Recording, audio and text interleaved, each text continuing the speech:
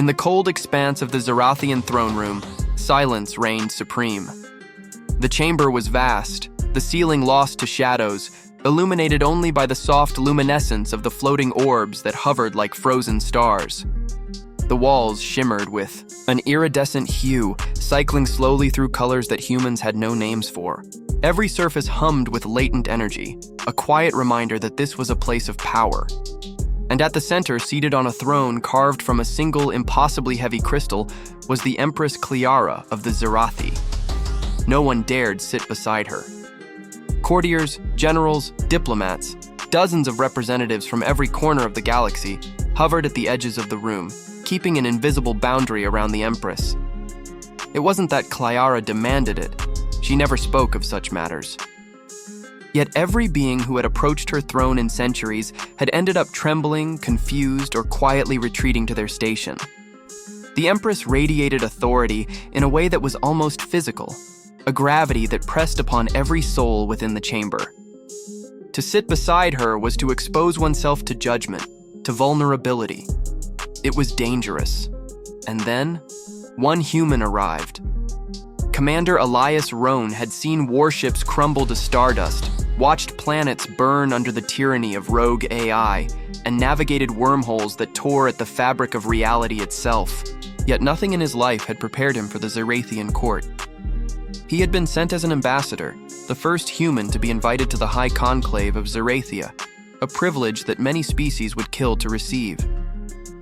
The ship that carried him had landed on the Empress's floating platform in silence, the ground vibrating faintly under its weight. Guards, slender, crystalline beings whose forms seemed half light, half matter, had ushered him into the throne room without a word. Elias felt the weight of every gaze before the Empress even entered. The other envoys shifted uneasily, exchanging glances that said, "He will not last 10 minutes."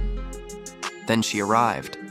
Cleara glided into the room, her form elongated, her skin a deep liquid silver that caught the light and fractured it into rainbow fragments.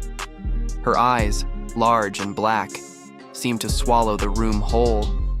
As she ascended her throne, the air hummed with power, and every visitor felt an instinctual pull, a desire to kneel, to bow, to disappear into nothingness. The Empress regarded the room with a detached curiosity, as if watching a school of fish swim beneath her crystal palace.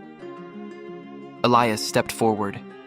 His boots echoed in the emptiness, a single, deliberate sound that seemed almost sacrilegious. When the Empress's gaze fell upon him, the room collectively held its breath. "You are human," she said. Her voice was soft, but carried like thunder through the hall. "I am," Elias replied. "I come in peace to speak on behalf of the United Earth Federation." The Empress tilted her head, a movement so subtle it could have been mistaken for a shift in the light. "Peace," she mused. "It is a fragile thing, like crystal. One strike and it shatters." Elias nodded, though he did not kneel. None of the other envoys dared defy protocol. They whispered to each other, a low, frantic murmur that died under the Empress's scrutiny. Then, in a gesture that shocked the room, Elias did something unprecedented. He moved to the left of the throne and sat. The silence was immediate. The courtiers froze. The guards stiffened. The floor itself seemed to hold its breath. No one had ever done this, not in the memory of any living Zerathian. To sit beside the Empress was not just bold, it was incomprehensible. It was rebellion in its purest form. Cleara's eyes widened slightly, a flicker of amusement crossing her face. "You do not fear me?" she asked. Elias inclined his head. "I do not," he said simply. "I respect you, but I do not fear you. Fear is a cage. I would rather speak honestly than bow silently." For a moment, the room seemed suspended outside of time. Then, slowly, Cleara leaned forward, her hand brushing the edge of her throne. The energy in the room shifted. It was not hostility she felt, nor anger. It was curiosity. Something long dormant stirred within her. Interest. "You are different," she said. "Most who approach me are mirrors of their own fear. They see themselves reflected in my power and crumble. You Do not. Elias smiled faintly. Perhaps because I do not see myself in your power. I see only another being, a leader, a ruler, but still, a being. Cleara's lips parted, revealing a hint of teeth sharp enough to intimidate a lesser species. Yet her eyes held warmth, something that had not graced the throne room for centuries. The Empress gestured to the human's envoy ship, and her guards parted. Speak then. Tell me why I should not see you as fragile, as naive, as all humans have been seen before. And so Elias spoke. He spoke of Earth, a planet scarred by wars yet resilient. He spoke of humanity's flaws, but also its capacity for compassion, for creativity, for stubborn hope. He spoke of the Federation, of alliances built across stars, of civilizations that had learned to trust one another despite differences. He did not embellish. He did not beg.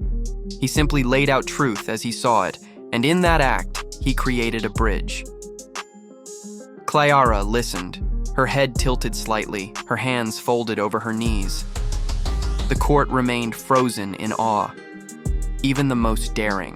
Zyrathian generals, beings who had faced cosmic storms without flinching, looked on as though watching an impossible miracle. When Elias finished, there was a pause.